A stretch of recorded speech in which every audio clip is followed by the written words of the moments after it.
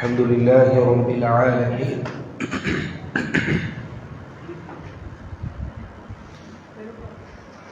الصلاة والسلام على سيد المرسلين وعلى آله وصحبه أجمعين. اللهم صل على محمد وعلى آل محمد كما صليت على إبراهيم وعلى آل إبراهيم إنك حميد مجيد. اللهم بارك على محمد وعلى آل محمد كما باركت على إبراهيم وعلى آل إبراهيم إنك حميد مجيد. أعوذ بالله من الشيطان الرجيم. بسم الله الرحمن الرحيم. يا أيها الناس اتقوا ربكم الذي خلقكم من نفس واحدة وخلق منها زوجها وبث منهما رجالا كثيرا ونساء واتقوا الله الذي تساءلون به والأرحام إن الله كان عليكم رقيبا. رب اشرح لي صدري ويسر لي أمري واحلل عقدة من لساني يفقهوا قولي. سبحانك لا علم لنا إلا ما علمتنا إنك أنت العليم الحكيم. கணித்திற்குரிய அல்லாஹ்வின் நல்லடியார்கள், அன்புக்குரிய சகோதரர்களே, அல்லாஹ்வுடைய மாபெரும் அருளால் வாரந்தோறும் தொடர்ச்சியாக மார்க்க ரீதியான உபதேசங்களை கேட்டு பயனடைந்து வந்து கொண்டிருக்கின்றோம். இப்படியாக கடந்த வாரத்திற்கு அதற்கு முன் வாரமாக இமாம் ذهبي ரஹிமஹுல்லாஹ் அவர்கள் எழுதிய கிதாபுல் கபாயிர் என்கின்ற பெரும்பாவங்கள் என்கின்ற புத்தகத்தின் தொடர்ச்சியை நாம் பார்க்க ஆரம்பித்திருக்கின்றோம். அதில் பாவம் என்பது இரு வகையாக இருந்து கொண்டிருக்கின்றது. பெரும்பாவம் வேறது, சிறுபாவங்கள் அப்படிங்கிறத நம்ம பார்த்தோம். சிறுபாவங்கள் நம்ம செய்யும் பொழுது, சிறுபாவங்கள் அதுக்கு செய்யலாங்கிறதுக்காக பிரிக்கப்பட்டதல்ல. சிறுபாவங்கள் நம்ம செய்யும் பொழுது, தெரியாம நிகழும் பொழுது, சில வகையான அமல்கள் நம்ம செய்யும் போதே அதை அழிக்கக்கூடியதாக இருக்கும். பெரும்பாவங்கள் பொறுத்தளவில் அது நம்ம தௌபா கேட்கக்கூடியவர்களாக இருக்க வேண்டும். அந்த பெரும்பாவத்தோடு ஒருவர் மரணித்து நாளை வரையில் எழுப்பப்படுவார்கள் என்றால் அவங்க நரகத்திற்கு அதற்குண்டான தண்டனையை அனுபவிக்கக்கூடியவர்களாக இருக்க வேண்டும் அப்படிங்கிறத நம்ம பார்த்தோம். சரிங்களா? அதனால் மாணவர்களுக்கு அடிப்படையாக ஆரம்பமாக சொல்லக்கூடிய முக்கியமான தகவல் என்ன அப்படின்னா, சொல்லப்படக்கூடிய கருத்துக்களை என்ன செய்யணும்? நோட் பண்ணணும். என்ன செய்யணும்? நோட்ஸ் எடுக்கணும்.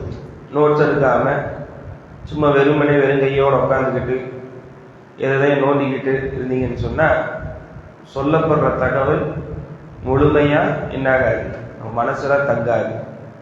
சரிங்களா? சரி. அன்புக்குரிய மாணவர்களே, இப்படியாக இன்றைக்கு நாம் பார்க்க இருக்கக்கூடிய பெரும்பாவங்களுடைய மிக முக்கியமான ஒரு தலைப்பு தான் இதுதான் முதன்மையான பெரும்பாவம். இந்த பெரும்பாவத்தை அல்லாஹ் ரப்புல் ஆலமீன் ஒரு மனிதன் செய்து விட்டால் இந்த உலகத்தில் வாழும் பொழுது தௌபா கேட்கிறாரு, பாவ மன்னிப்பு கேட்கிறாரு, எல்லாவிடத்துல மனம் வருந்தி இதை நான் இனிமேல் செய்யவே மாட்டேன்னு சொல்லி வருத்தப்பட்டு கேட்டாருன்னு சொன்னா மன்னிக்கப்படும். அதுவே அதே நிலையில் அவர் மரணம் அடைஞ்சு தௌபா கேட்காம பாவ மன்னிப்பு கேட்காம நாளை மறுமையில் அவர் எழுப்பப்பட்டார்னு சொன்னா அவருக்கு நரகம் உறுதி என்பதை நாம் தெரிந்து கொள்ள வேண்டும். அது என்ன பாவம்? சொல்லுங்க பாவம். இணை வைப்பு. அரபில் எப்படி சொல்லுவாங்க? ஷிர்க், இணை வைப்பு. யாருக்கு இணை வைப்பு செய்யறது? அல்லாஹ்விற்கு இணை வைப்பு செய்வது. இணை வைப்பு என்றால் என்ன?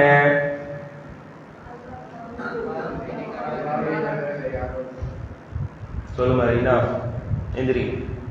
இணை வைப்பு என்றால் என்ன?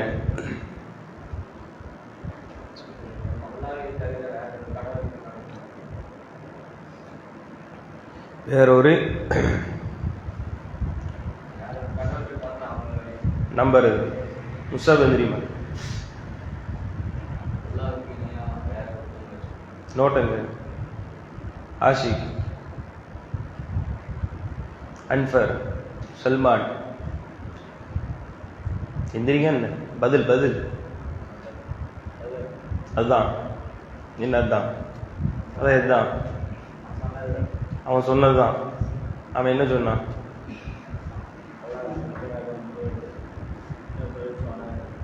அவன் அதை சொல்லவே இல்லையே. இருப்பதாக நம்புதுன்னு அவன் சொன்னான். அவன் இருப்பை பத்தி பேசினான். நீ என்ன தலைப்பு?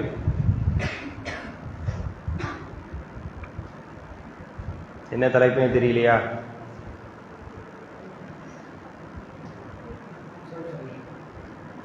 முசப் சொன்னதுதான். என்ன சொன்னா முசப்?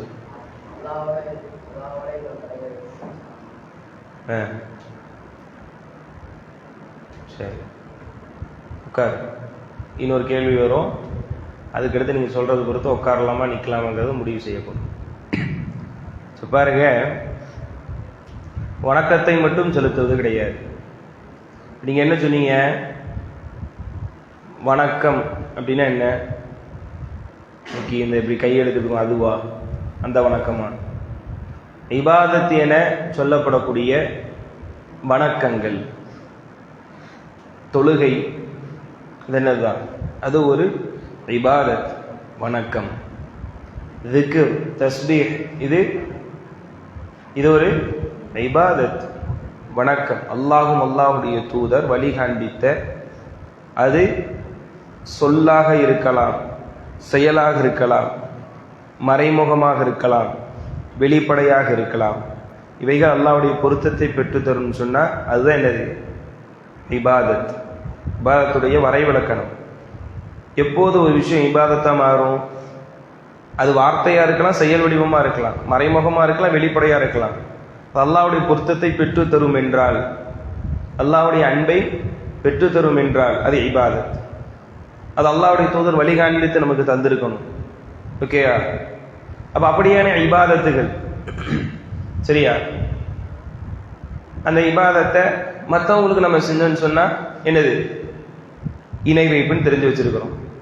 ஆனா அது மட்டும் இணை வைப்பு கிடையாது. ஒருத்தர் வணக்க வழிபாடெல்லாம் அல்லாஹ்க்கு மட்டும் செய்யறாரு. வணக்க வழிபாடெல்லாம் அல்லாஹ்க்கு மட்டும் செய்யறாரு. தொழுகிறாரு, சக்காத் கொடுக்கிறாரு, நோன்பு வைக்கிறாரு, திக்ர் செய்யறாரு, குர்ஆன் ஓதுறாரு, அல்லாஹ்க்கு மட்டும் தான் செய்யறாரு. ஆனா அவர் சொல்றாரு, உலகத்தை படைச்சு அல்லாஹ் ஆட்சி செய்யறான், அதோடு வழிமாறுகளும் இந்த உலகத்தை கொஞ்சம் நிரூபிக்கிறாங்க அப்படிங்கிறார். நல்லா புரியணும். வழிமார்கள், நல்லவர்கள், அதே போன்று ஷேக்மார்கள், இப்படியெல்லாம் சொல்லி சில உலகத்தில் மனிதர்கள் இருப்பாங்களா இல்லையா, அவங்கள கண்ணியப்படுத்தும் அடிப்படையில் என்ன சொல்றாரு? அவங்களும் இந்த உலகத்தை நிரூபிக்கிறாங்க இப்படின்னு ஒரு கூட்டம் சொல்லுது. இப்படி ஒருத்தர் சொல்றாரு. ஆனா அவர் என்ன செய்யல? நீங்க சொன்ன மாதிரி இபாதத்தை கொண்டு போய் அவருக்கு செய்யல. கேட்கிறவங்கள்ட்ட, தொழுகை அல்லாஹ்க்கு தான் செய்யணும், நோன்பு அல்லாஹ்க்காக தான் வைக்கணும், இபாதத்தெல்லாம் அல்லாஹ்க்கு தான் வைக்கணும், அல்லாஹ்விற்காக தான் வைக்கணும். ஆனா அவருடைய நம்பிக்கை என்ன இருக்குது? வழிமாறுகளும் இந்த உலகத்தை ஆண்டு கொண்டிருக்கிறார்கள் அப்படின்னு ஒரு நம்பிக்கை இருக்கு. இது இணை வைப்பு ஆகுமாகாதா? இது இணை வைப்பு ஆகும். இது வேற வகையான ஒரு இணை வைப்பு. இன்னொருத்தர் சொல்றார், அல்லாஹ் மட்டும்தான் உலகத்தை படைத்தான், அவன்தான் ஆட்சி செய்கிறான், எந்த ஒரு மாற்று கருத்தும் இல்லை அப்படின்னு ஒருத்தர் சொல்றாரு. வணக்க விஷயத்துல அல்லாஹ்க்கு மட்டும்தான் வணக்கத்தை செலுத்தணும். மூணாவதா என்ன சொல்றாரு அவரு? கபர்ல அடங்கி இருக்கக்கூடிய அவர் அல்லது பகதாதில் இருக்கக்கூடிய அப்துல் காதிர் ஜெயிலானி அவர்கள் கஷ்டத்துல அழைத்தால் பதில் கொடுப்பார். இவருக்கு வணக்கத்தை செலுத்தல, ஆட்சியில பங்கு கொடுக்கல, ஆனா இவர் எங்கிருந்தாலும் கேட்பார் அப்படின்னு சொல்லி இன்னொருத்தர் சொல்றார், இவர் இணை வச்சாரா இல்லையா? இணை வச்சிட்டாரா? அப்ப நீங்க சொன்ன வரைவிலக்கணம் பொருந்துமா?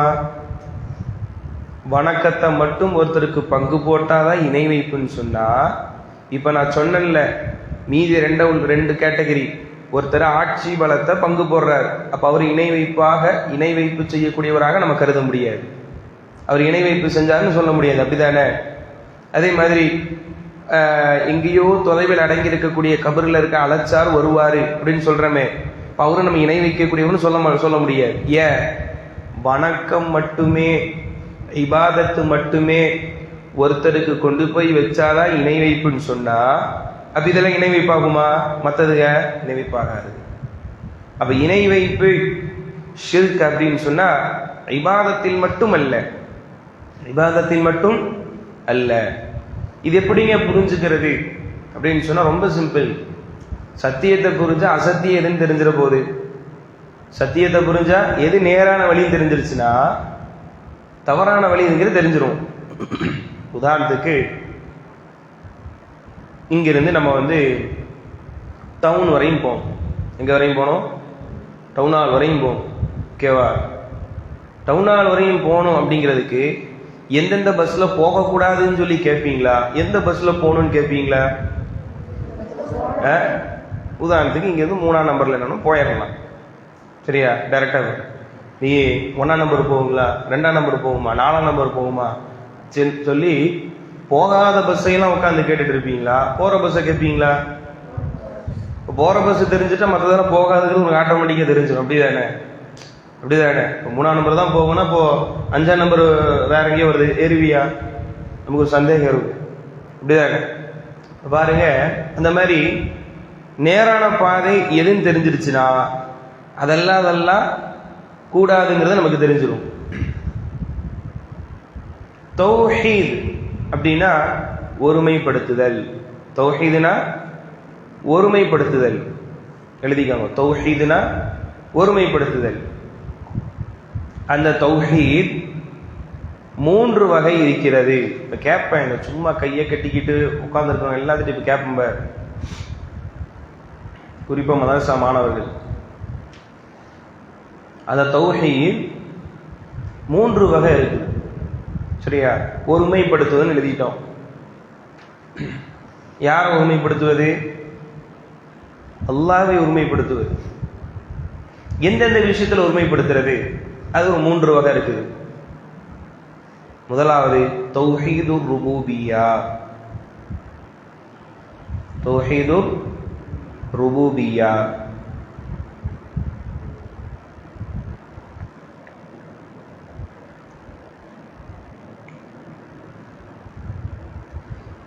இரண்டாவது தௌஹீதுல் உலூஹிய்யா. உலூஹியான்னா நீங்க அந்த உபூஹியா தான் நினைச்சுக்காதீங்க. உபூஹியா வேற, உலூஹியா வேற. படிக்கிற காலத்துல ஒரு பையன் கேள்வி கேட்டான், அப்படி அவனுக்கு பாதுக்கும் லாமுக்கு வித்தியாசம் தெரியாதனால உபூஹியா இருக்கல்ல, அறுத்து பழிகிறதுக்கு பாது ஒரு உபூஹியா, இது உலூஹியா. ஒருத்தர்கிட்ட கேட்கிறான், எத்தனையோ இபாதத்து இருக்கு, அதையும் இந்த இபாதத்தை மட்டும் இதுக்கு இணைச்சு சொல்லப்படணும். அவன் நினைச்சிட்டான் அறுத்து பழிகிற வார்த்தை அப்படின்னு நினைச்சிட்டான். அந்த மாதிரி நீங்க தப்பா நினைச்சுக்காதீங்க, உலூஹியா, சரியா? மூணாவது தௌஹீதுல் அஸ்மா வ சிஃபாத்.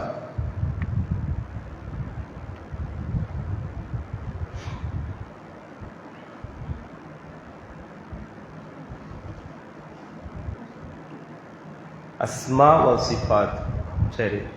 இப்போ தௌஹீது ருபூபிய்யானா என்ன அப்படின்னா, எழுதியிருக்கீங்களா? இப்போ தௌஹீது ருபூபிய்யாக்குன்னு 1 போட்டிருப்பீங்க, உலூஹியாக்கு 2 போட்டிருப்பீங்க, அஸ்மா வ சிஃபாத்துக்கு 3 போட்டிருக்கீங்களா? இப்போ கீழே திரும்ப 1 போட்டு தௌஹீது ருபூபிய்யானா அப்படிங்கிறத ஷார்ட்டா எழுதிக்கோங்க. படைத்தல், காத்தல், அழித்தல், நிர்வகித்தல். படைத்தல், காத்தல், அழித்தல், நிர்வகித்தல். இவை அனைத்து விஷயத்திலும் அல்லாஹ்வை ஒருமைப்படுத்த வேண்டும். அனைத்து விஷயத்திலும் அல்லாஹ்வை ஒருமைப்படுத்த வேண்டும். படைத்தல் அப்படின்னு என்ன? படைக்கக்கூடிய அந்த விஷயத்துல இந்த உலகத்தை யார் படைச்சது? அல்லாஹுதான். ஓகே. அதே மாதிரி காத்தல், இந்த உலகத்தை பாதுகாத்து கொண்டிருக்கக்கூடியது யாரு? அல்லாஹுதான். அழித்தல் அது யாருதான்? அல்லாஹுதான். நிர்வகித்தல் அவனும் அல்லாஹுதான். இப்ப நான் சொன்னா இல்லையா, இந்த உலகத்தை இவர்களும் நிர்வகிப்பார்கள் அப்படின்னு சொல்லி ஒரு மனிதருக்கு நீங்க பங்கு கொடுத்தீங்கன்னு சொன்னா அப்ப இங்க என்ன ஆயிரும்? தௌஹீது ருபூபியா விஷயத்துல அல்லாஹுவோடு அந்த மனிதரை இணையாக்கிட்டீங்கன்னு அர்த்தம். சரியா? ஒருத்தர் மரத்திற்கடியில உட்கார்ந்துட்டு இருக்கிறாரு. யாருங்க இவரு? ரொம்ப வருஷமா இப்படிதான் தியானத்திலே இருக்கிறாரு. இவர் உலகத்துல ஒரு கால்வாசி பகுதி நிர்வகிப்பதே இவரு தான் அப்படிங்கிறாரு. ஓகேயா? இவர் நினைச்சாருன்னு சொன்னா அந்த இடமே அழிஞ்சு போயிரும், நம்ம ஊரே ஒண்ணுமில்லாம போயிரும் அப்படிங்கிறாங்க.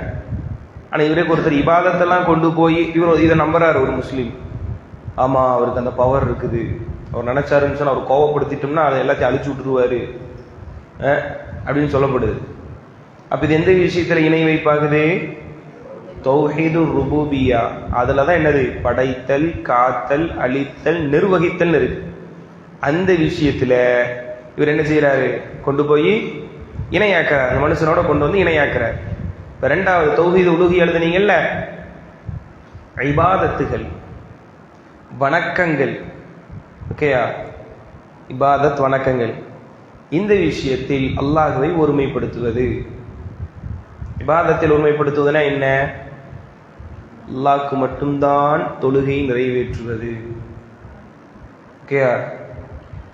திக்ரு செய்யறோம், எதுக்காக செய்யறோம்? அல்லாஹ்விற்காக மட்டும்தான் செய்ய வேண்டும். அந்த இபாதத் சொல் ரீதியாக இருந்தாலும் சரி, செயல் ரீதியாக இருந்தாலும் சரி.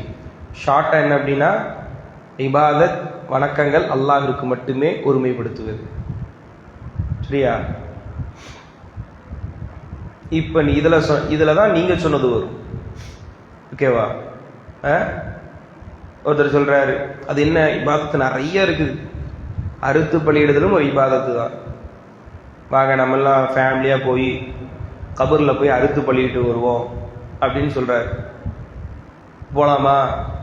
அறுத்து பலியிடுதல் என்பது ஃபஸல்லி ரப்பிக வன்ஹர், அல்லாஹ் குர்ஆன்ல சொல்றான். அப்போ அறுத்து பலியிடுதல் என்பது என்னதுதான்? அல்லாஹ்விற்காக மட்டும்தான் செய்யணும். ஓகேவா? அப்படிங்கும்போது அதை மற்ற விஷயத்திற்காக நம்ம அறுத்தோம்னு சொன்னா என்ன ஆயிரும்? இணை வைப்பாயிரும். இப்போ நம்ம ஒரு 10 ஆடு வச்சிருக்கிறோம், சொந்தக்காரன் வந்திருக்காங்க, அவங்களுக்காக அறுக்கிறோம், இணை வைப்பாயிருமா? நன்மை, நெருக்கம், இதன் மூலமா என்ன இருக்கு? அப்படி நினைச்சு செய்யறோம் இல்ல, அதான் நம்ம சொல்ல வரோம். அப்படின்னு பார்த்தா ஊர்ல இருக்க யாருமே மாடு ஆடை அறுக்கக்கூடாது, அப்படிதானே? ஏன்? கறிக்கடையில போய் நீ இவங்களுக்காக நீங்க அறுக்கிறீங்க, இணை வைப்பு அப்படி சொல்றதா? அப்படி கிடையாது. அந்த தர்காவுக்கும் எப்படி இருப்பாங்க? ஒரு நேர்ச்சை செஞ்சு இதையெல்லாம் இவருக்கு தான் நிறைவேற்றி தருவாருன்னு சொல்லி என்னது நினைச்சு செய்வாரு. நீங்க அப்படியே அறுக்கப்படுது, நீ வாங்க வர யாரும் கூட பார்க்க மாட்டாரு. போடுங்க போன ஜிபேல போட்டீங்களா, போங்க, கையில இருக்க வெட்டுவார், கொடுப்பாரு, கேட்பாரு, வெட்டி போய்கிட்டே இருக்கும், அப்படிதானே? சரியா? அது வேற இது வேற. அப்போ இபாதத்துகள், எந்த ஒரு இபாதத்தையும் அது சுபஹான் அல்லாஹ் அப்படின்னு நம்ம சொல்றோம்ல, இது ஒரு இபாதத்து தான். இது சொல் ரீதியான இபாதத். வேற என்ன சொல் ரீதியான இபாதத் இருக்கு? குர்ஆன் ஓதுதல் சொல் ரீதியான இபாதத். ஓகேவா? தாவா செய்யறோம், சொல் ரீதியான இபாதத். செயல் ரீதியான இபாதத்தில் என்னென்ன? தொழுகை சொல்லலாம், வேற என்னது? நோன்பு இருப்பது வேற, ஜகாத் கொடுப்பது வேற, ஹஜ் செய்வது. ஓகே, ஜகாத் கூட இப்போ பொருளாதார மூலயமா கொடுக்குறோம், அதுலேயும் ஆக்ஷன்ஸ் இருக்குது. ஓகே, அதே மாதிரி என்னென்ன விஷயங்கள் எல்லாம் செயல்பாடு ரீதியாக ஒருத்தர் மார்க்கத்துக்காக போராடுறாரு, அதுவும் தான். அதே மாதிரி நன்மையவி தீமை தடுக்கிறாரு, ஒரு சிரமப்படவங்களுக்கு உதவி செய்யறாரு. ஓகேவா? இப்படி நிறைய விஷயங்கள் இருக்குதா இல்லையா? செயல்பாடு ரீதியா இந்த இபாதத்தாக இருந்தாலும் சரி, இதில் ஒன்று கூட பிறருக்காக செஞ்சுட்டோன்னு சொன்னா என்ன ஆயிரும்? இணை வைப்பாயிரும். இப்போ மூன்றாவது அம்சம், அல்லாஹ்விற்கென பெயர்கள் பண்புகள் இருக்குது. அல்லாஹ்விற்கென பெயர்கள் பண்புகள் இருக்குது. நீங்க நம்ம பெயர் வச்சிருக்கிறோம், நம்ம பெயர் அல்லாஹ்வுடைய பெயர் ஒன்னாயிருமா? ஆயிராது. அதுல ஒரு பண்பு, அல்லாஹ்விற்கு ஒரு பெயர் சமீஉன், அல்லாஹ் கேட்கக்கூடியவன், அசீஸ் மகத்துவமிக்கவன், இப்படிலாம் இருக்குதா? இப்படியான பெயர்கள், அதில் இருக்கக்கூடிய பண்புகளை பிற மக்களோடு ஒப்பீடு செய்வது அது எப்படிங்க? புரியலையே. இப்ப பாருங்க, சமீ அப்படின்னா கேட்கக்கூடியவன். இப்ப நம்மளும் கேட்கிறோம், நம்ம கேட்கறது அல்லாஹ் கேட்கறது ஒன்னா? எப்படி ஒண்ணு இல்லை? இப்ப நம்மளும் கேட்கிறோம், அல்லாஹ்வும் கேட்கிறான், சமமாயிருமா? எப்படி சமமாகாது? சொல்லுங்க, சொல்ல தெரியணும். அல்லாஹ் என்பது சமீஅ, கேட்பவன். அல்லாஹ் எங்கிருந்தாலும் கேட்பான். ஒரே நேரத்தில் எவ்வளவு நபர்கள் அழைத்தாலும் கேட்பான். ஒரே நேரத்தில் பல மொழிகள் பேசக்கூடியவர்களாக இருந்தாலும் அல்லாஹ் கேட்பான். ஓகேவா? நம்மளால முடியுமா?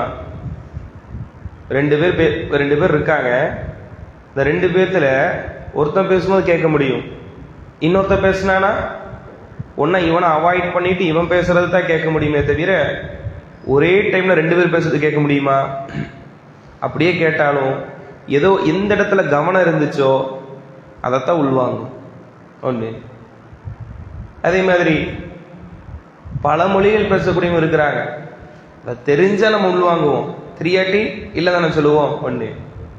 அதே ஒரு நபர் தான் பேசுறாரு, இங்கிருந்து அங்க வந்து ஒருத்தர் உட்காந்து பேசுறாரு, ஒரு அளவுக்கு என்ன பேசுறாருன்னு கேட்கும், பேசுறாருன்னு தெரியும், ஆனா என்ன பேசுறாருன்னு தெரியுமா? தெரியாது. இப்ப இந்த மைக்கை நம்ம போட்டிருக்கிறோம், இதை நம்ம கழட்டி வச்சுட்டா ஓரளவுக்கு உங்களுக்கு கேட்கும். இப்ப நான் பேசுறது இங்கிருந்து அந்த பள்ளிக்கு வெளியே கேட்குமா? மைக் இல்லாம இப்பவே கேட்க மாட்டேங்குது உனக்கு நான் என்ன பேசுறேன்னு. என்ன மைக் இல்லாம வெளியே பள்ளிக்கு வெளியே கேட்குமா? கேட்காது. ஆனா அல்லாஹ் என்பவன் நீ எங்க இருந்தாலும் சரி, ஓகே, நீ எந்த இடத்துல நீ பூமியை தாண்டி போனாலும் சரி, நீ பூமி கீழே போனாலும் சரி, பூமி கீழே நல்லா ஆழமா தோண்டி ஒரு அடியில கீழே அண்டர் கிரவுண்ட்ல, உதாரணத்துக்கு ஒரு அடியில் ஒரு 100 ஃப்ளோர் போகுதுன்னு வைங்க, அது கீழே இருந்தாலும் நீ பேசுற ரகசியம் பேசுற, அல்லாஹ் கேட்பானா? கேட்க மாட்டானா? கேட்பான். நம்மளுடைய கேட்கக்கூடிய திறன்லாம் இங்கிருந்து செவுத்துக்கு அடுத்து நம்ம கேட்க மாட்டோம். என்னடா சொல்லிட்டு இருந்த? ஒன்றும் இல்லையே, அது இந்த கொஸ்டின் என்ன வரும், இந்த கேள்வி கேட்டுட்டு இருந்தீங்கம்மா, சொல்றோமா இல்லையா? நம்முடைய கேட்கக்கூடிய திறன் அவ்வளவுதான். அப்போ இது ஜஸ்ட் ஒரே ஒரு உதாரணம் தான், சமீஅ. அதே மாதிரி அலீம், அல்லாஹ் அறியக்கூடியவன். நம்மளும் அறிவோம், அவன் என்ன செஞ்சான்னு தெரியும். ஆனா இந்த செவுத்துக்கு அடுத்து அவன் போயிட்டான், நமக்கு என்னன்னு தெரியுமா? தெரிய மாட்டான். அவன் சொன்னா ஒத்துக்கிட்டா உண்டு, அப்படிதானே? இப்ப இந்த சமீஅ இருக்குதா இல்லையா, இந்த கேட்டல், இது இன்னைக்கு என்ன செய்யறாங்க? நன்மைகள் எல்லாம் செய்த அந்த காலத்தில் சிறந்தவர்கள் வாழ்ந்திருந்தாங்கன்னு சொன்னா, அவங்க மரணம் அடைஞ்சு கபருக்குள்ள வச்சுட்டா, இங்கிருந்து அழைத்தாலும் அவர்கள் கேட்பார்கள், கேட்டு நமக்கு உதவி செய்வார்கள் அப்படின்னு சமூகத்தில் நம்பிக்கை இருக்குதா இல்லையா? பகதாதுன்னு ஒரு ஊர் இருக்கு, கிட்டத்தட்ட இங்கிருந்து ஒரு 6000 கிலோமீட்டர் தூரம். எத்தனை கிலோமீட்டரு? 6000 கிலோமீட்டர். அந்த ஊர்ல அப்துல் காதர் ஜீலானின்னு சொல்லி ஒருத்தர் அடக்கம் செய்யப்பட்டிருக்கிறார்.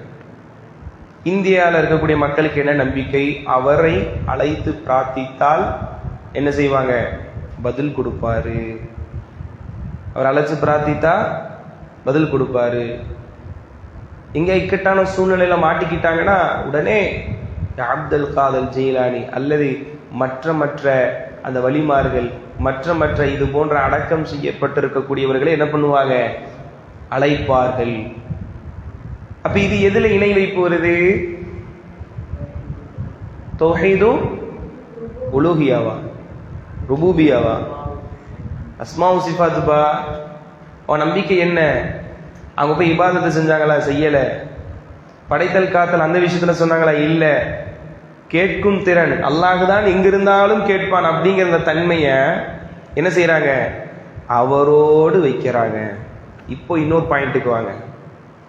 பாவங்களை மன்னிக்க கூடியவன் அவன்தான்.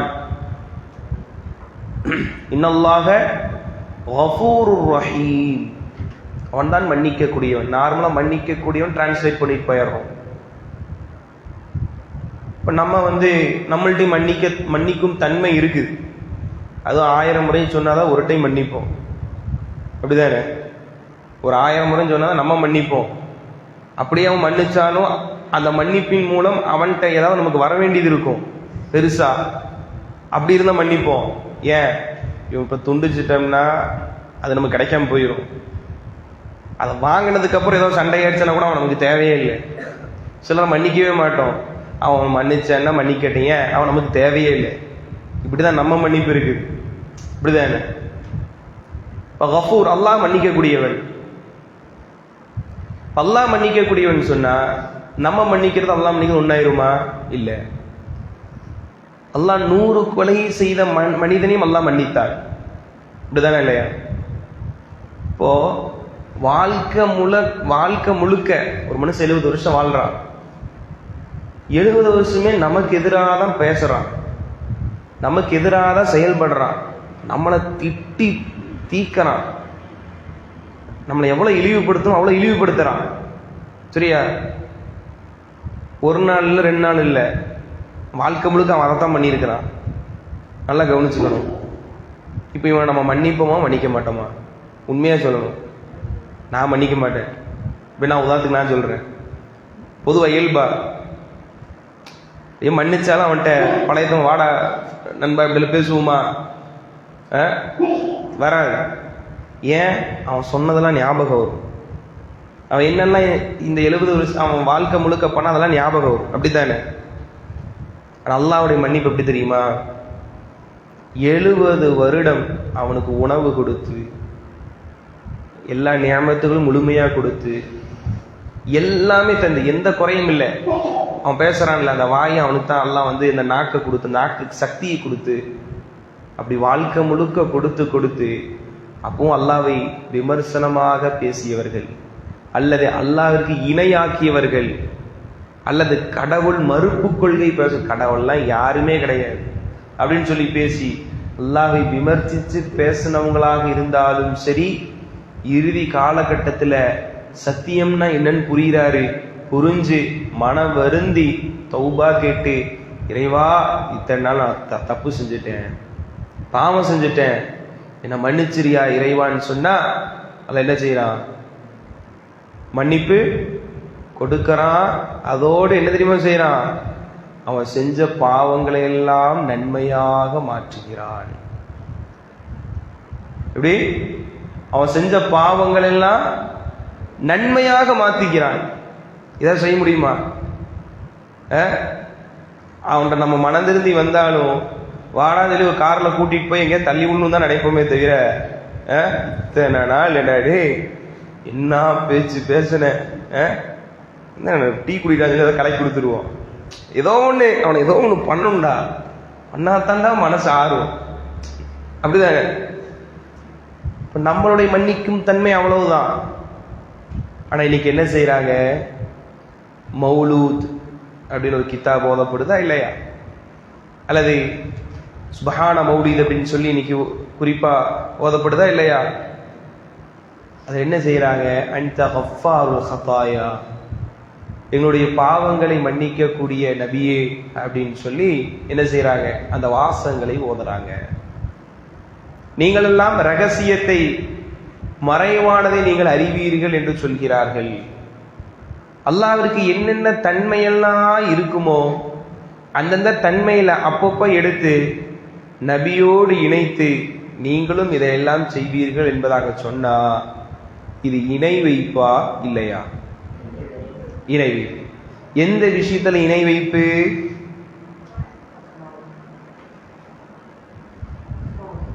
சொல்லுங்க, எந்த விஷயத்துல? அஸ்மாஉ சிஃபாத். அதுலதான் அல்லாஹ் அலீம், அறியக்கூடியவன். அது மறைவாக இருந்தாலும் அவன் அறிவான். அவன்தான் மன்னிக்க கூடியவன். ஓகேயா? நம்ம என்ன செய்யறோம் எல்லாமே அவன் அறிவான். அப்படியான அந்த மூன்றாவது கேட்டகரியில் அவங்க என்ன சொல்லுவாங்க? அல்லாஹ்வை தான் வணங்குறோம், அல்லாஹ் தான் படைச்சவன், ஆனா இப்படியான விஷயங்களை நாங்கள் செய்வோம் அப்படின்னு சொல்லி செஞ்சா இது இணை வைப்பா இல்லையா? இணை வைப்பு. இன்னும் நிறைய இது போன்ற கிதாபுகளை எழுதி வைத்திருக்கிறார். இதெல்லாம் யாருங்க எழுதினது? அதெல்லாம் கேட்கக்கூடாது. ஒரு நல்ல அடியார் எழுதினார் அப்படின்னு தான் இருக்குது. ஒரு எழுதினார், அவ்வளவுதான். அது யாரும் பேருங்களா ஐடென்டிபிகேஷன்லாம் இல்லை. புரிஞ்சுதா? ஒண்ணு. ரெண்டாவது, அது அர்த்தம் தெரிஞ்சு ஓதுறாங்களா இன்னைக்கு மக்கள்? இல்ல. அந்த ஓதக்கூடிய மக்களுக்கு தௌஹீதுன்னா என்னன்னு தெரியுமா? தௌஹீதுடைய வகைகள் தெரியுமா? தெரியாது. முழுக்க முழுக்க என்ன தெரியுமா நினைக்கிறாங்க? இணை வைப்புனா அல்லாஹ்வுக்கு நிகரா இந்த உலகத்தில் படைக்கப்பட்ட ஒரு மரம், ஒரு கற்கள், இது போன்ற விஷயத்திற்கு வணக்கத்தை கொண்டு போய் வச்சுட்டா அது இணை வைப்பு அப்படின்னு நினைக்கிறாங்க. அப்படிதானே? அதுக்கு உதாரணமா இன்னைக்கு நான் உங்கள்ட்ட ஃபர்ஸ்ட் கேள்வி கேட்கும் போது நீங்களே அந்த புரிதல்ல தான் இருந்தீங்க. நீங்களே அந்த புரிதல்ல தான் இருந்தீங்க. ஒரு கிளாரிபிகேஷன் கிடைச்சிருச்சா? முழு வணக்கத்தை அல்லாஹ்வுக்கு செலுத்தினாலும் ருபூபியா என்று சொல்லக்கூடிய முதலாவது பகுதியில படைத்தல்ல இவரும் படைப்பார் அப்படின்னு சொல்லிட்டோம்னா இணை வைப்பாயிரும். இல்லைங்க, படைத்தல் காத்தல் அழித்தல் அல்லாஹ் தான். வணக்கங்கள் ஃபுல்லா நல்லாட்ட தான் செலுத்துவேன், ஆனா அல்லாஹ் மாதிரி இவரும் கேட்பாரு, கபர்ல போய் அழைத்து பிரார்த்தி இவரும் பதில் கொடுப்பாரு, கஷ்டமான இடத்துல இக்கட்டான சூழ்நிலையில நம்ம இருக்கும்போது இவரை அழைத்தால் அவர் வந்து நம்ம பாதுகாப்பாரு அப்படின்னு சொல்லி நம்பினா தௌஹீதுல் அஸ்மா வ சிஃபாத் அதுல என்ன ஆயிரும்? இணை வைப்பாயிரும். அப்ப பாருங்க, இதுதான் சத்திய பாதைன்னு சொல்லி இந்த மூணை தெரிஞ்சுக்கிட்டா இந்த மூணு அல்லாத மற்றவைகள் எல்லாம் எனவே நமக்கு என்னென்ன கூடாத விஷயங்களுக்கு தெரிஞ்சிடும். ஓரளவு நமக்கு தெரிவு கிடைச்சிருச்சா? இப்ப இணை வைப்பு என்பது சாதாரண பாவம் அல்ல. அல்லாஹ் ரப்புல் ஆலமீன் அன்-நிசா என்கிற அத்தியாயத்துல 48வது வசனத்துல சொல்லும் பொழுது, இன்னல்லாஹ லா யக்ஃபிரு அன் யுஷ்ரக பிஹி வ யக்ஃபிரு மா தூன ذلك லிமன் யஷா. அல்லாஹ் வந்து மன்னிக்க கூடியவன். இந்த அளவுக்கு மன்னிக்கிறாங்கிறத நம்ம பார்த்தோம். அப்பேற்பட்ட அல்லாஹ் மன்னிக்கவே மாட்டான்னு சொல்லி ஒரு பாவத்தை சொல்றான். இன்னல்லாஹ லா யக்ஃபிரு அன் யுஷ்ரக பிஹி, அவனுக்கு இணையாக்குவதை மன்னிக்கவே மாட்டான் என்று சொல்கின்றான். அது எப்ப மன்னிக்க மாட்டான்? நாளைக்கு மறுமையில் அதே நிலையோடு வந்தால்தான். உலகத்துல அந்த பாவத்தை தெரியாம செஞ்சுட்டியா, தௌபா கேட்டியா, மன வருந்தி திருந்திட்டியா, மன்னிக்கிறேங்கிறான். நீ அதே நிலையில வந்தீன்னு வச்சுக்கோயேன், நாளை மறுமையில் உன்னை மன்னிக்கவே மாட்டேன். லுக்மான் அலைஹிஸ்ஸலாம் தன்னுடைய மகனாருக்கு உபதேசம் செய்கிறாள். லுக்மான் என்கிற அத்தியாயத்தில் 13வது வசனத்துல, இன்ன ஷிர்க லகுல்முன் அதீம், நிச்சயமாக இணை வைப்பு என்பது மாபெரும் அநீதி, மாபெரும் அநீதி. ஓகேவா? பெரிய அநியாயம் அதுதான். அநியாயம்னா என்ன? அநியாயம்னா என்னமா சொல்லுங்க பாப்போம். இப்ப நமக்கு ஒருத்தன் அநியாயம் செஞ்சுட்டா எப்ப அந்த வார்த்தையை பயன்படுத்துவோம்? நீ அநியாயம் செஞ்சுட்டடா.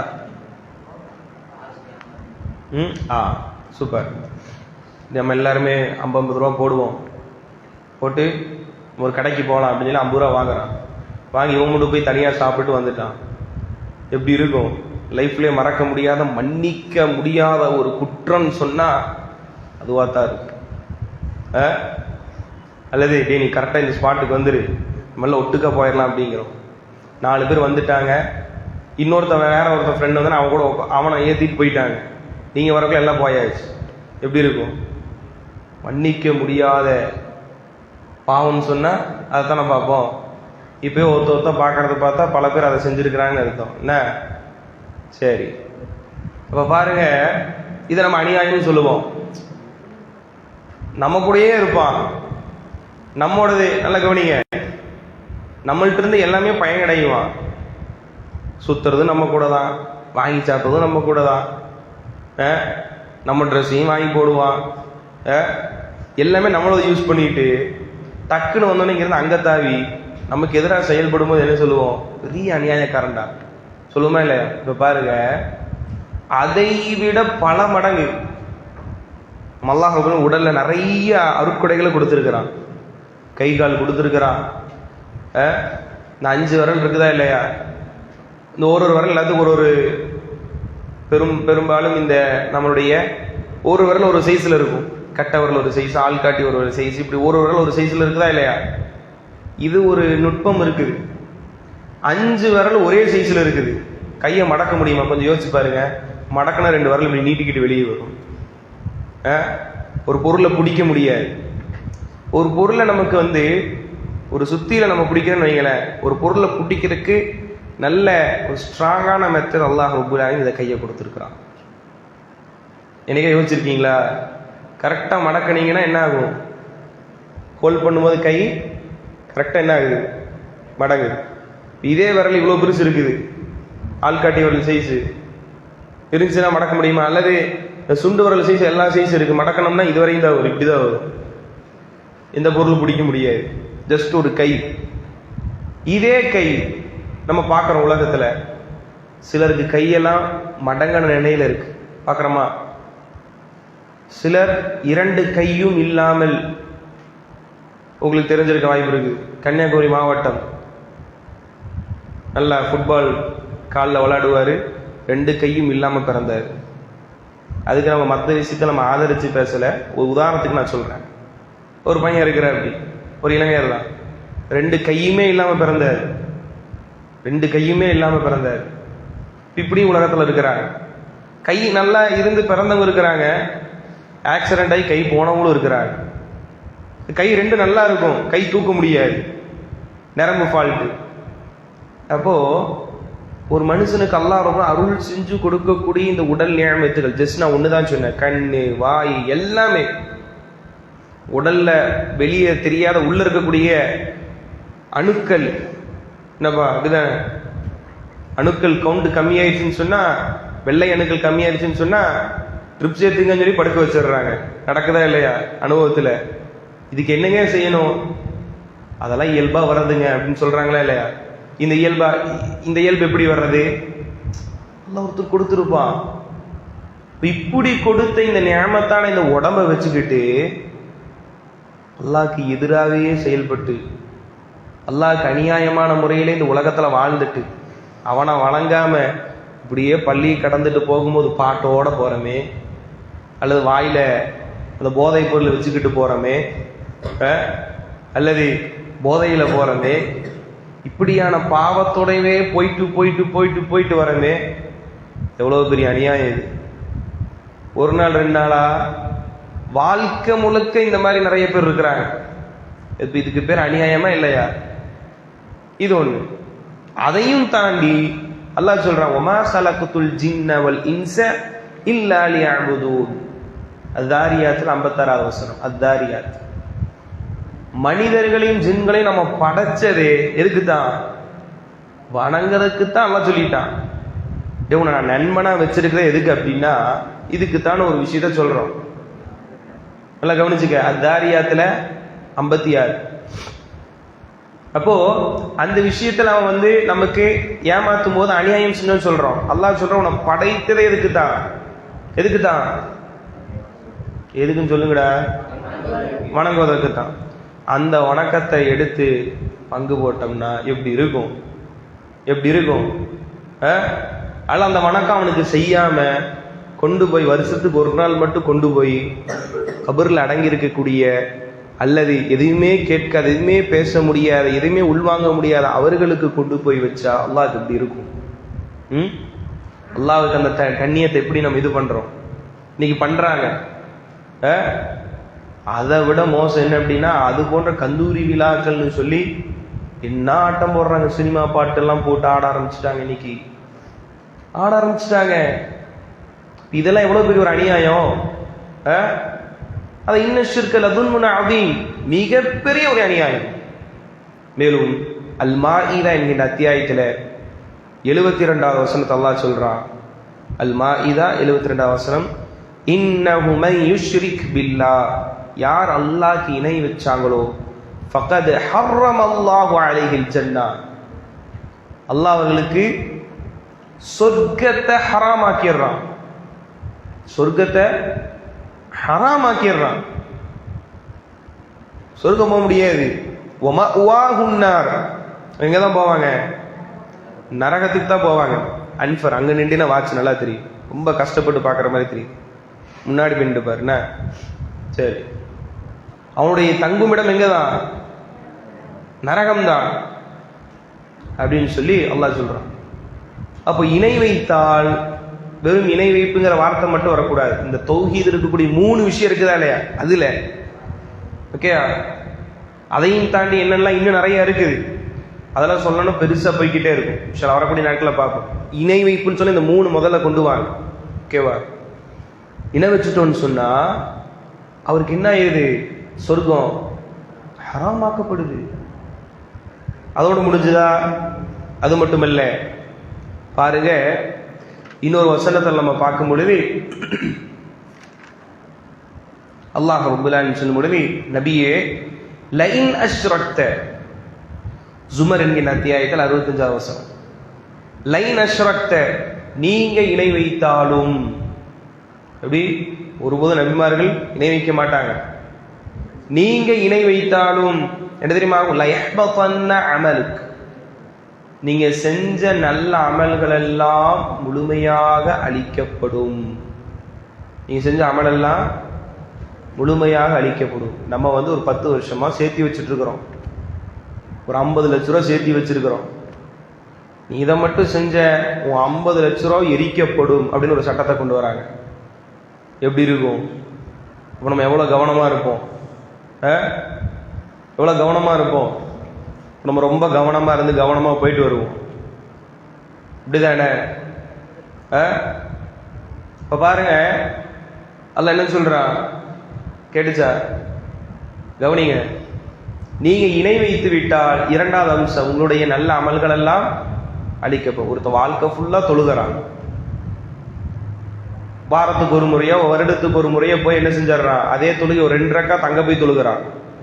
தர்காலையோ அல்லது நேர்ச்சியோ அது இது மௌலுதோ ஏதோ ஒன்று செய்யறான்னு வச்சுக்கோங்க. என்ன ஆயிரும்? அந்த இணை வைப்பின் மூலமாக, இணை வைப்பின் மூலம் என்ன ஆயிரும்? மற்ற அமல்கள் எல்லாம் அழிக்கப்பட்டுவிடும். அதே நிலையில் அவன் மரணம் அடைந்தால். புரிஞ்சுதா?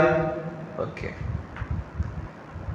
எந்த அளவுக்குன்னு சொன்னா, ரசூலுல்லாஹி ஸல்லல்லாஹு அலைஹி வஸல்லம் அவர்களோடு இருந்த சிறிய தந்தை அபூ தாலிப், அவங்க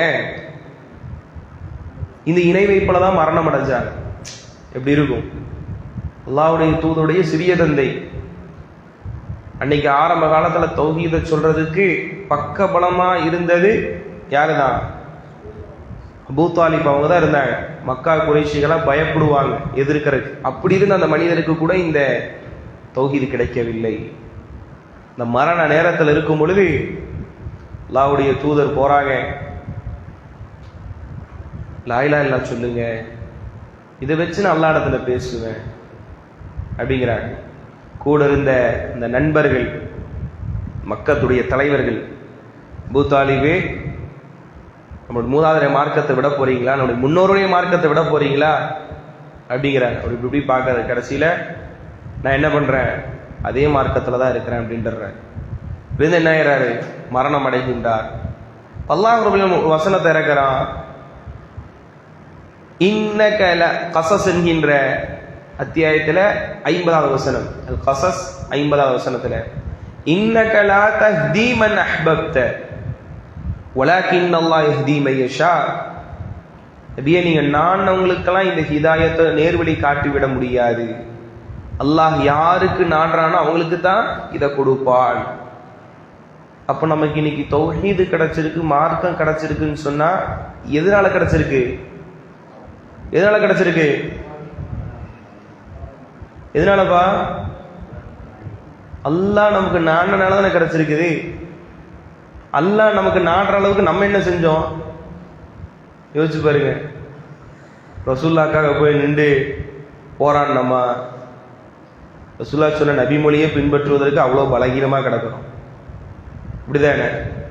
ரசூலுல்லாஹ் சொன்ன காரியத்தை செய்யறதுக்கே பலகீனமா இருக்கக்கூடிய நமக்கு எவ்வளவு பெரிய ஒரு சிறப்பு அல்லாஹ் நமக்கு தந்திருக்கிறான். அன்னைக்கு அல்லாஹ்வுடைய தூதர் மக்காவில் இருக்கும்போது முழுமையா பக்கபலமா இருந்தாங்க. அபூ தாலிப் அவங்களுக்கு இந்த மார்க்கம் கிடைக்கவில்லை. இப்ராஹிம் அலைஹிஸ்ஸலாம் எவ்வளவு பெரிய ஒரு நபி, உடைய தியாகத்தை நினைவுபடுத்தும் அடிப்படை இன்னைக்கு கூட நம்ம பல இபாதத்தில் ஹஜ்ஜில் நம்ம செய்யறோம்னு சொன்னா, இப்ராஹிம் அலைஹிஸ்ஸலாமுடைய தந்தைக்கு இந்த மார்க்கம் கிடைத்ததா? கிடைக்கவில்லை. சொல்றாங்க தௌஹீத, இதுக்கு மேல சொன்னா உனக்கு கல்லால் அடிச்சிடும் அப்படிங்கிறாரு. அவருக்காக பாவ மன்னிப்பு கேட்கும் பொழுது அல்லாஹ் என்ன சொல்றான்? இங்க கேட்க கூடாது. அப்ப யோசிச்சு பாருங்க, இப்ராஹிம் நபியுடைய தந்தை, நபி ஸல்லல்லாஹு அலைஹி வஸல்லம் சிறிய தந்தை, இவர்களுக்கெல்லாம் கிடைக்காத இந்த பாக்கியத்தை அல்லாஹ் நமக்கு தந்திருக்கான்னு சொன்னா, அந்த தௌஹீத எந்த அளவுக்கு நம்ம புரியணும், எந்த அளவுக்கு செயல்படுத்தணும், எவ்வளவு அலட்சியப்படுத்தாம இருக்கணும். நிரந்தர நரகம் சுப்ஹானல்லாஹ். அப்படிங்கும்போது நம்ம ஃபேமிலியில எத்தனை பேர் இந்த விஷயத்துல இருக்கிறாங்க? கயிறு கட்டுறதை நீங்க சாதாரணமா நினைக்கிறோம். நோய் கொடுப்பவும் எடுப்பவும் அவன்தான். அல்லாஹ்வுடைய தன்மை அது. அவனைத்தான் நம்ம நம்பணும். வஇதா மரிதுது ஃபஹுவ யஷ்ஃபீன், நான் நோய்வாய்ப்பட்டால் குணப்படுத்தும் அவன்தான். இன்னைக்கு என்ன செய்யறோம்? என்ன செய்யறாங்க? இன்னைக்கு நோய் ஏற்பட்டுருச்சா ஒரு கயிறு கட்டுறாங்க. எதுக்கு? இந்த கயிறின் மூலமாக நோய் நமக்கு போய்விடும். அப்படி போகுமா? அது என்ன நம்பிக்கை? இப்ப எதுல நம்பிக்கை? எந்த விஷயத்துல இணை வைப்பாகுது? அல்லாஹ்க்கு இருக்கக்கூடிய தன்மை பண்பை கொண்டு வந்து என்ன பண்றாங்க? இதோடு இணைக்கிறார்கள். அப்ப இணை வைப்பா இல்லையா? இணை வைப்புதான்.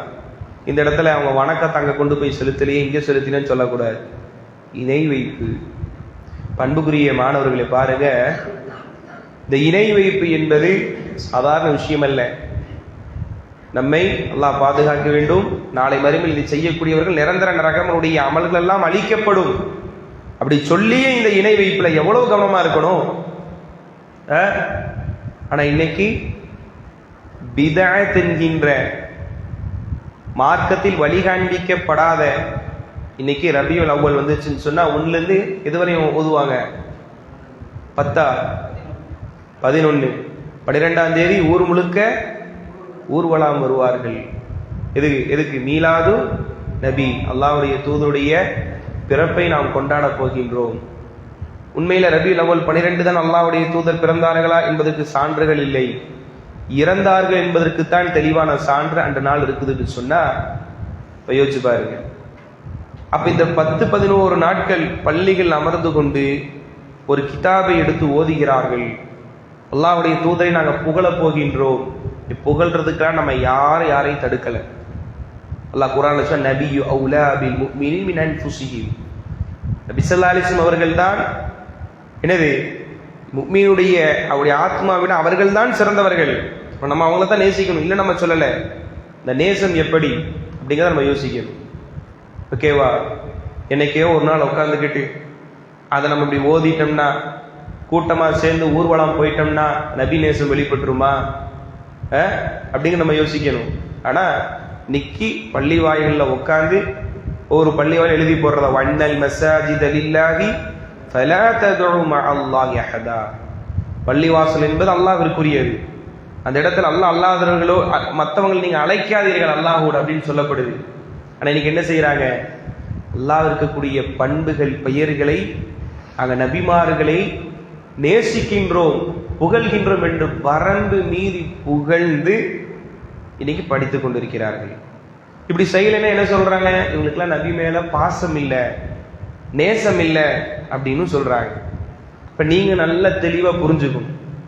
தௌஹீத தெளிவா புரிஞ்சவங்க, அல்லாஹ்வை ஒருமைப்படுத்தக்கூடிய விஷயம் தெளிவா புரிஞ்சவங்க, இது போன்ற விஷயத்தில் கலந்து கொள்ள மாட்டார்கள். கலந்து கொள்ளக்கூடிய மக்கள்கிட்ட கேட்டு பாருங்க, தௌஹீதுன்னு என்னன்னு கேட்டு பாருங்க, தெரியாதுன்னு சொல்லுவாங்க. 3 வகையில என்னன்னே தெரியாதுன்னு சொல்லுவாங்க. அவங்களுக்கு எதுனே தெரியாம சும்மா அப்படியே வந்து கூடி கலையக்கூடிய ஒரு சூழ்நிலை தான் இன்னைக்கு நம்ம சமூகத்துல பார்க்கிறோம். அப்படியானால் இன்னைக்கு அது போன்ற விஷயத்திலிருந்து நம்ம தவிர்த்திருக்கணுமா இல்லையா? நிறைய பேருக்கு சந்தேகம் வந்திருக்கலாம், நம்மளும் இந்த மாதிரி போயிட்டு இருக்கோம், ஜாலியா இருக்கும், எல்லாம் முடிச்சவொடனே என்ன பண்ணுவாங்க, டிஃபன் பாக்ஸ்ல எல்லாருமே பழம், இப்போ அந்த நடைமுறை இருக்குதா? இங்கே நம்ம வீட்டிலேருந்து பொருள் கொண்டு போகணும், பழம் சக்கரை இதெல்லாம் கொண்டு போகணும், கடைசியாக லாஸ்ட்டாக கடைஞ்சு எல்லாத்துக்கும் போட்டு கொடுப்பாங்க, ஜாலியாக எல்லாம் போயிட்டு வராங்களே. நமக்கு இந்த மாதிரி ஒரு இல்லையே, தோணுச்சா இல்லையா? தோணலையா? தோணுச்சா? ஆனா இதனாலன்னு தெரிஞ்சுக்கணும் இல்ல, சஹாபாக்கள் காலத்துல அது போன்ற நடைமுறை இல்லை. ஓகேயா? ஷியாக்கள் சொல்லக்கூடிய ஃபாத்திமியா அந்த பிரிவுக்காரங்க தான் அப்படி கொண்டு வராங்க. சரி, இப்ப நீங்க சிம்பிளா நீங்க புரிஞ்சுக்க வேண்டிய என்ன அப்படின்னு சொன்னா, இணை வைப்பு என்பது மன்னிக்க முடியாத ஒரு பாவம். அது எந்த ஒரு வடிவத்துல வந்தாலும் சரி, அதை நம்ம என்ன செஞ்சிடக்கூடாது, வாழ்க்கையில கொண்டு வந்துடவே கூடாது. அப்படியாக இன்னைக்கு நடைமுறையில என்ன செய்யறாங்க, அல்லாஹ்வுடைய தூதரை புகழ்கின்றோம் என்ற பெயரில் வரம்பு மீறி புகழ்ந்துட்டு போறாங்க. அதை சுட்டி காட்டினா என்ன சொல்றாங்க, உங்களுக்கெல்லாம் நேசமே இல்லை, முஹம்மது என்றாலே புகழப்பட்டவர், அப்பேற்பட்ட பெயரை கொண்ட நபியை நீங்க புகழாம இருக்கீங்களே, இவர்களெல்லாம் தடுக்க வந்தவர்கள், இவர்களெல்லாம் வழிகட்டவர்கள். நம்ம என்ன சொல்றோம், எப்ப வருடத்துக்கு ஒரு முறை நீங்க புகழ்றீங்க, வருடத்துக்கு ஒரு முறை உட்காந்து நேசிக்கிறீங்க சொல்றீங்களே, தினந்தோறும் தொழுங்கப்பா, தினந்தோறும் அல்லாஹ்வுடைய தூதருக்கு இறக்கி அந்த குர்ஆனை ஓதுங்கப்பானா சைலண்ட், அமைதியா இருக்கிறாங்க. வருமானத்தை ஈட்டுறீங்கல்ல, அதுல அல்லாஹ்வுடைய தூதர் நேசத்தை வெளிப்படுத்துங்க, ஹலாலை பின்பற்றுங்க, அதெல்லாம் பேசக்கூடாதுங்க, அதெல்லாம் கேட்க கூடாதுங்க. எப்ப மதுபானத்தை குடிக்கிறியே அது விட்டுறலாம், அல்லாஹ்வுடைய தூதர் நேசம் தானே, அதெல்லாம் நீங்க பேசாதீங்க, அது வேற இது வேற அப்படின்னு சொல்லி இன்னைக்கு அவங்களே ஒரு கட்டத்தை போட்டு என்ன பண்றாங்க, இன்னைக்கு நடைமுறையில பார்க்கிறோம். அன்புக்குரிய மாணவர்களே, சிம்பிளா நம்ம சொல்ல வரக்கூடிய விஷயம் என்ன அப்படின்னு சொன்னா, இணை வைப்பு என்பது ஒரு மாபெரும் அநீதி, பெரும்பாவங்களில் ஒன்று. அதில் நம்ம பெரிய இணை வைப்பை பத்தி தான் பார்த்துருக்கோம். சிறிய இணை வைப்புன்னு ஒன்று இருக்குது. இன்ஷா வரக்கூடிய நாட்களில் ஒவ்வொன்றாக நாம் பார்க்க இருக்கின்றோம். அப்போ அல்ஹம்துலில்லாஹ், இந்த உரையுடைய இறுதியாக நாம் தெரிந்து கொள்ள வேண்டியது, இணை வைப்பிலிருந்து நம்ம பாதுகாத்திருப்போமா, பாதுகாப்பா இருப்போமா? இன்ஷா அல்லாஹ் இருக்க வேண்டும். நம்ம இந்த இணை வைப்பு குறித்து வீடுகளுக்கு நம்ம எடுத்து சொல்லுவோமா, சமூகத்துக்கு எடுத்து சொல்லுவோமா? இணை வைப்புன்னு என்னென்னு ஒரு புரிதல் வந்துருச்சா, ஓரளவுக்கு ஒரு கிளாரிபிகேஷன் கிடைச்சதா, தௌஹீதா என்னன்னு புரிஞ்சிருச்சு? இல்லைன்னா டவுன் ஹால் போனோன்னா எங்க போயிடுவான், செல்வபுரம் அங்க போய் உட்காந்துட்டு இருப்பான். என்ன காரணம், தெளிவில்லை. அதனால எந்தெந்த எதுல போகணும்னு தெரிஞ்சிருச்சுன்னா பிரச்சனையே இல்லை. அதனால மார்க்கத்தில் காண்பித்து தராத கூட்டங்கள் நடைபெறும் போது இப்படி போயிட்டு இருக்கு, ஒளிஞ்சொளிஞ்சு போய் மாஸ்கை போட்டுட்டு தொப்பியெல்லாம் மாத்திட்டு இப்படி போயிட்டு இருப்பான். யாரான்னு பார்த்தா அதனால ரொம்ப கவனமா இருக்கணும். நமக்கெல்லாம் நீங்க பயப்பட வேண்டாம், அல்லாஹ்க்கு பயந்து அது என்னங்கிறது நீங்க தெரிஞ்சு இருந்துக்கணும். ஓகேவா? சரி, ஓகே, அல்ஹம்துலில்லாஹ். இதோடு இந்த வகுப்பு நிறைவு செய்யப்படுகின்றது. எதை கேட்டோமோ அதன் அடிப்படையில் வாழக்கூடிய பாக்கியத்தை அல்லாஹ் ரப்புல் ஆலமீன் நம்முடைய வாழ்வில் செயல்முறைப்படுத்தக்கூடிய பாக்கியத்தை